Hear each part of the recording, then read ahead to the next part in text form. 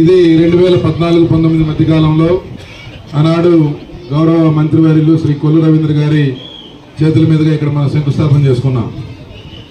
శంకుస్థాపన అయిన తర్వాత దాదాపు 2,20,00,000 రూపాయల పైగా ఆ రోజు నిధులు కేటాయించి మన ప్రభుత్వం దీన్ని శరవేగంగా దీని నిర్మాణం చేపడితే పూర్తిగా దాదాపు 90-85% పని పూర్తయి ఇంకొక 10-15% పనులు అయితే ఈ క్రీడా ప్రాంగణం మనం ఖర్చు పెట్టిన డబ్బులకి యూటిలైజేషన్ ఉంటుంది, అలాగే ప్రజలందరికీ కూడా ఉపయోగపడుతుంది.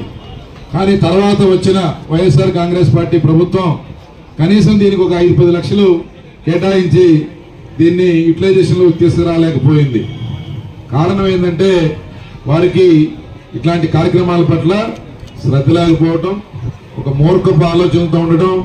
ఇది తెలుగుదేశం ప్రభుత్వం మొదలుపెట్టింది కాబట్టి దీన్ని గాలి కొదిలేయాలనే ఒక తక్కువ మనస్తత్వంతో వారు వ్యవహరించడం ఒక పర్చూర్కే కాదు, దాదాపు 100కు పైగా ఇట్లాంటి క్రీడా ప్రాంగణాలు మన రాష్ట్రంలో నిరుపయోగంగా కేవలం జగన్మోహన్ రెడ్డి గారి అనాలోచిత వైఖరి వలన అట్లా ఉండిపోయింది.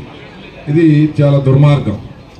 మనం అపోజిషన్లో ఉన్నప్పుడు ఇక్కడికి వచ్చాము, పిచ్చి మొక్కలన్నీ కూడా మొలిసి అడవిలాగా తయారైంది. ఇది చూసి బాధపడ్డాం, శ్రమదానం చేశాం. ఆ రోజు ప్రభుత్వాలని మనం గట్టిగా డిమాండ్ చేశాం, కానీ వాడికి చీమకి చుట్టుకు అన్నట్టు కూడా లేదు.